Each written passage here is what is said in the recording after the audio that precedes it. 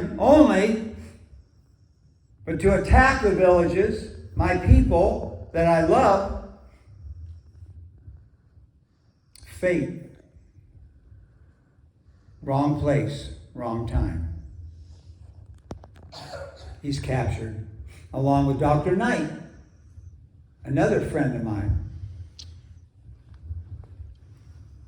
Captain Pipe is in charge, not me. Captain Pipe was one of the major leaders of the Muncie tribe, the Delaware, and most of those Christian Indians were from the Muncie tribe that were converted to Christianity under Reverend David Zeisberger and Heckwelder. They were Christian Indians. That's all they were. Captain Pipe took Colonel Crawford, had a little talk with him. Where do you think you were going? What do you think you were doing? These are our people. Haven't you killed enough of us? And I was listening there, and I was translating from Captain Pipe to Colonel Crawford. What do you think we should do with you? And I sort of spoke up and I said, why don't we show some mercy and pardon? That was the wrong thing to say. Twice that night, Captain Pike looked at me and said, if you open your mouth again, you'll be at the stake with him. So I stood back and I watched Colonel Crawford being tortured for 2.5 hours. Finally, they lit the fires. Colonel Crawford yelled out, Girty! Girty, shoot me! Shoot me! And I started to raise my rifle. I was going to shoot him. And Captain Pike looked at me and said, you say one more word, you do one more movement, you'll be right there with him. So I lowered my rifle. Word gets out. Simon Girty is a murderer. He's a savage. He killed Colonel Crawford. Now, Colonel Crawford killed Colonel Crawford.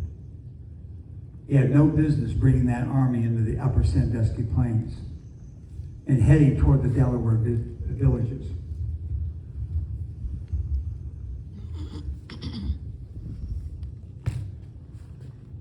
Very soon, when Tecumseh comes back from the Cherokee Nation, he's going to tip a canoe. You can come with us.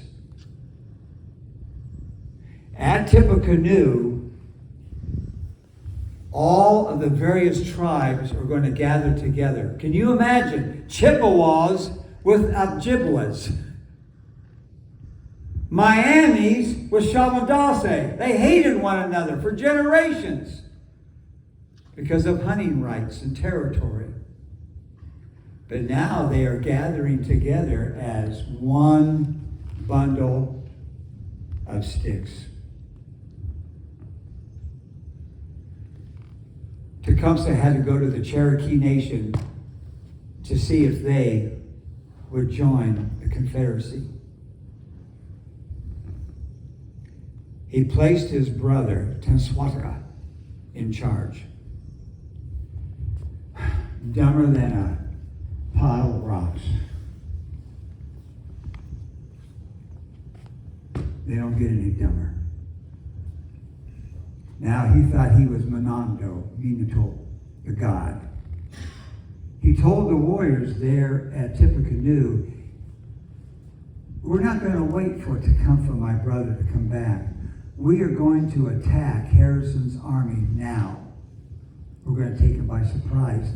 But I have prayed to Minato, and Minato is going to give all of you a breastplate of iron. And Harrison's bullets will bounce off of your chest. And we know what happened.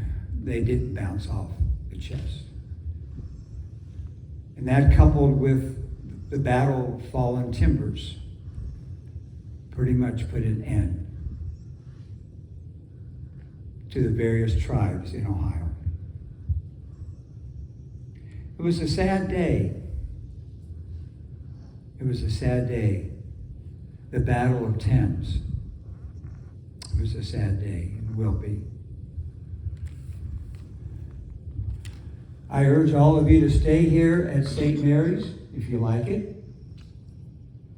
The river is full of fish. The surrounding woods still has game. But what is really something that you have an unbroken hardwood forest. All the way from the Spraley-Weethy Pot, all the way up to Lake of the Cats, that the white people incorrectly call Lake of the Eries. And I've seen this. I've seen black squirrels come up from Kentucky, and they enter the trees down there at the Spraley-Weethy Pot. And they traverse all across the Ohio wilderness to Lake of the Cats. They don't even have to set their foot on the ground. A gigantic hardwood forest where some of the trees were 35 and 40 feet in circumference. It was a paradise.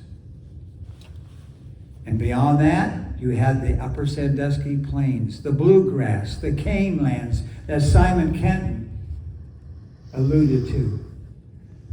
10 feet high, the cane. It was a virtual paradise. Now, 1800, it's gone.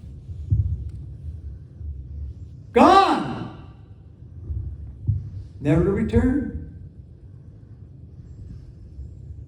In the long, nice Chamonix, they'll cut trees down. It takes them a while to cut a tree that's 200 some years old, but they'll do it.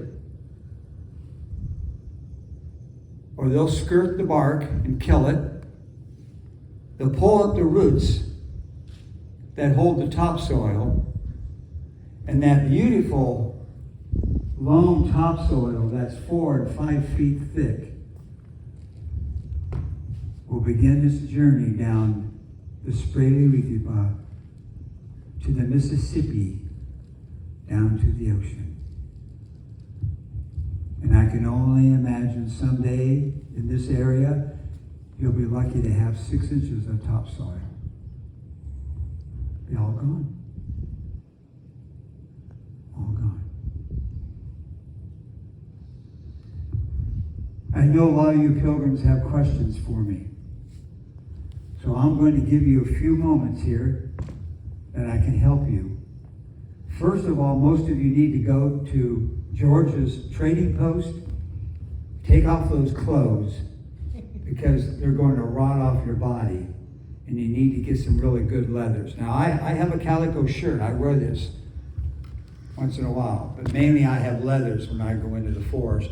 You want to get knee-high moccasins because a rattlesnake or a copperhead cannot strike above your knee if it's coiled up. All right? Double-line moccasin. The fangs cannot penetrate the leather. All right? I'm looking at some of your shoes. Not going to do it. So as soon as you can get over to the trading post, get some moccasins, double line, leather. Get some leathers. All right? Leather top. Get a nice hat. Like you like this, don't you? Yeah. It keeps the sun out, the rain, the snow, the sleet, right here. Get yourself a nice musket, 50 caliber, kill shot, 400 yards, easily. Rifle barrel, formidable weapon. Only 4 of us can run and load this at the same time. And I had problems at first because my gunpowder was all over the forest floor. But Daniel Boone can do that. Lewis Wetzel can do it. Simon Kenton can do it. And I'm learning how to do it. You want to try? Run, load this? Stand up, honey. I know, come on. You're all right. No one's going to hurt you. First thing is we're going to get rid of some of those clothes. You're going to take it to the trading post. Not tonight, the trading post. Okay? Got it? I got it. You got it? Point at this, we never point at somebody. What do you think? It's heavy. All the women in the frontier know how to shoot it.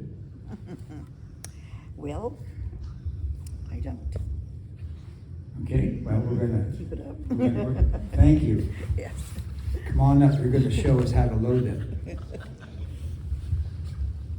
She has been instructed before you. She is going to show you how to load this gun, not by running and not having 4 or 5 enemy come at you or a bison, but just normal hunting. Oh, yes. She blew down the barrel. Why would she do that? Gunpowder. What if there's sparks of gunpowder down here and you're pouring some powder down there? Okay, very good. What's next? Pour the gunpowder in. Okay, use your palm of your hand. Oh, yeah. About 75 grains. It would fill this little cup area right here. You bring it up. Then what do you do to make sure it's all seated down here? Take Okay, this out. you pull it out. You ram that All down. the way down there. All the way down there. Now you're probably going to have 4 in your cheeks, 2 on either side, especially if you're out hunting. So we carry 4 balls with us, 50 caliber lead balls right here. Spit one out. If you have time, you use a grease patch. If she doesn't have time, do you really spit that out? That is really good. You really learned. What are you going to do with it? So you're going to seat it there. Now what are you going to do? You're going to ram it down. Okay, now what? Bring it up and point this way. And we'll point the other way so they can see here. Okay, now what are you going to do? Push this way. Okay, it's already pushed back. So Okay. you put some more gunpowder in this little thing. Okay, just a little bit, little pinch right there. Now, why are you doing that? There's a hole right here, isn't there? Okay, that hole goes into where the other powder is. So now cock it back. Pull it back. This way. Go this way. Okay. Shut that. Now, sometimes you would fire this, as Simon Kenneth found out, and all you have is a flash in the pan. That's why we call our politicians. Anybody who's a politician, a flash in the pan. And that's true. That's a true saying. Okay, now, she has flint and she has steel. What happens when flint ignites with steel? A spark. Is that pulled back far enough? Nope. Half No, cocked. it's not yet. It's half here. Go off half cocked, huh? That's another politician. They do that too. You point it out there, bring it up and fire it. You don't have to touch that. Just put your finger on the trigger, point that way, it's all yours. Did it spark? Yep. Isn't that exciting? Now, who else wants to do it, women? No. Thank you. All right. She knew, I think she was trained some. Give her a applause. We'll open this up for questions for Simon Girty. Anybody have any questions whatsoever? I can thank you. Any questions? Yes, sir. How about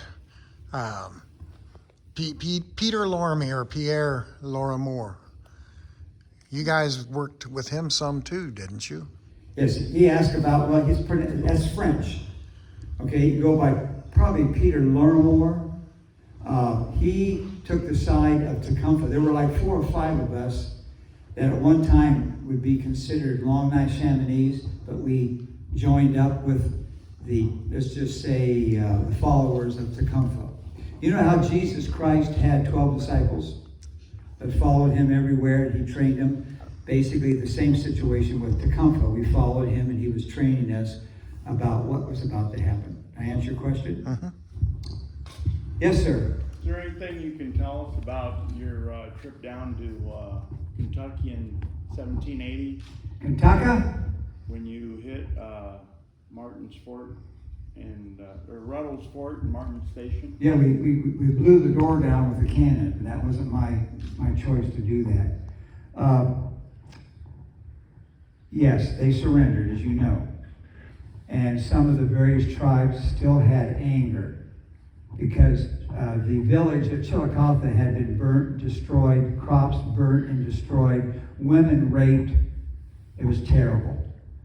So the anger that was pent up and built up, they took it out on some of the settlers at the fort. I was not part of that. I did not want that. I felt like we should take them back to Chillicothe as prisoners and adopt them. There's not that many within the tribes. If they lose one member in a tribe, that's a loss. The Shamadase breed like rabbits. So there's always lots of white people.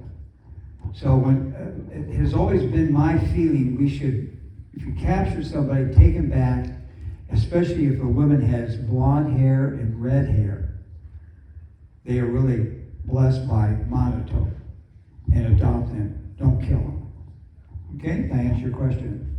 Can you tell me, did you ever meet my great-grandmother down there? She was actually taken a captive at Martin's Station.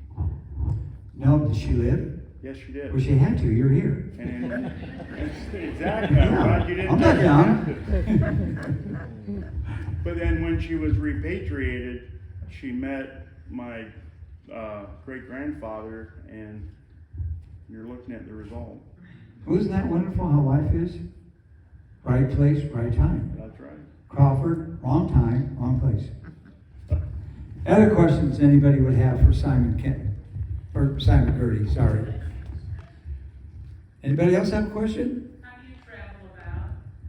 What's that? How do you travel about? Well, when we first came into the Ohio wilderness, there were no roads. None. No villages, no towns, except the various Indian villages that are scattered about. You had 4 that surrounded this area. Molunkus town is not too far. Blue Jackets found not too far. Mainly we use rivers. They're fast, they're direct. Otherwise, a horse, following deer trails or a buffalo trail. Now you have to remember, some of the buffalo herds, the path that they would make would be sometimes 15 to 20 rods wide. Huge, okay, as they're making their way down the Spree of the Weekipot. So to answer your question, number 1, water. We have really some good rivers in the wilderness. We have the Muskingum, means crooked elk. We have the Cuyahoga that goes into Lake of the Cats. And there's a guy up there right now by the name of Moses Cleveland that's building a little village there where the Cuyahoga comes in. Stay away from Cleveland. He's got 2 or 3 taverns up there. It's not a really good place for a woman to go. And we have the Maumee. We have the Sayoptasipi. We have St. Mary's. There are just a lot of really good rivers that we can traverse back and forth. Okay, did I answer your question? And horse. Okay, we had another question. Way in the back there, that little lad. Did I save Simon Kenton's life? I sure did, young man. Yes, Simon Kenton tried to steal some Shamadase horses at Chillicothe on the Miami. Now remember, there were 7 Chillicothe's. This was the largest Chillicothe, not too far from here. About 5,000 souls. And they stole the horses, and they headed down the Miami, staying in the water so that they could not be tracked. He wasn't too smart, because the Shamadase are very noted for tracking a spider over solid rock. And they caught up with Kenton down at the Spree of the Weekipot. Because of a storm, the horses would not cross the river. And of course, his one friend was shot and killed. His other friend swam across the Spree of the Weekipot and made his way back to Boonesboro, and Kenton was captured. He is the only frontiersman to run the gauntlet 8 times and live to tell it. Do you know what a gauntlet is? I didn't think so. You see this carpet going down here? But kind of imagine on either side of the carpet we're lined up. All right? People with clubs and switches. You're not allowed to kill, just maim. And so when the drum beat goes off at the Mishkamikwa, you run down this as fast as you could go. And Simon ran 8 of those. One of those, we estimate, was close to a half a mile long. and he lived to tell about it. Did I answer your question? Yes, he did save eventually his life by going to Chief Logan, and Logan helped Kenton make his way to Detroit, where eventually he just walked away. Okay?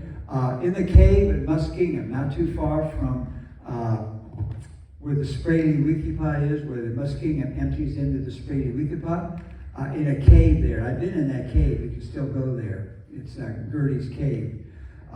They took their wrist and they slit their wrist with a knife. Don't you try it.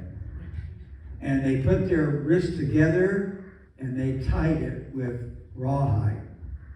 And they swore that each other would protect one another for the rest of their lives. And they did. Okay? Most of the tribes would do that with a blood brother.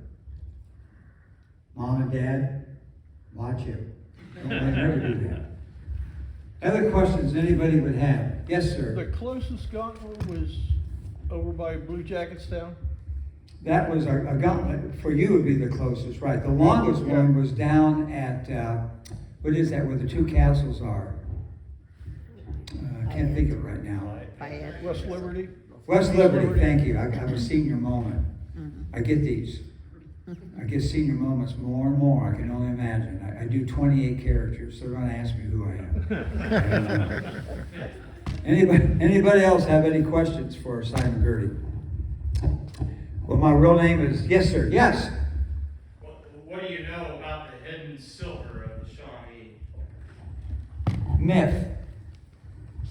As I think of it, I know the story, especially around the two towns of Chillicothe that was going to be burnt. They knew that they were coming. They gathered all their silver and their gold, and they, I guess, put it in a bundle and threw it into a swamp.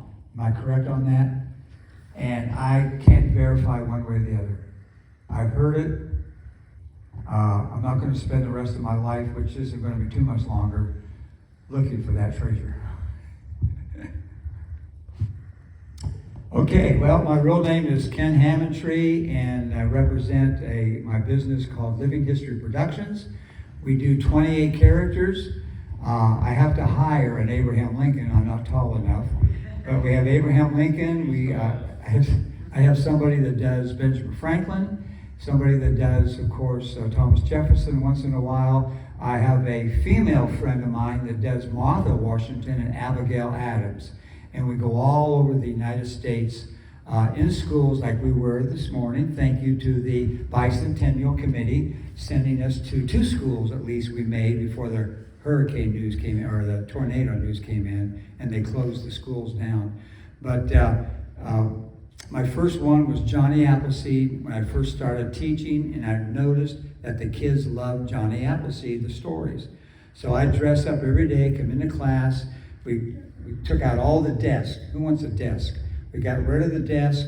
They sat on mats, and then I would teach Ohio history dressed up in that character. And so it grew and grew and grew until finally I had 28 characters. And I'm very confused, and I believe they're going to put me in the Alzheimer part of Brethren Village at Ashland a couple years from now when I lose my mind. And somebody asked me, "Are you really Tecumseh?" Yes, I am. I was. Are you really Girty? Yeah, I was Girty too. Get him out of here. All right, thank you.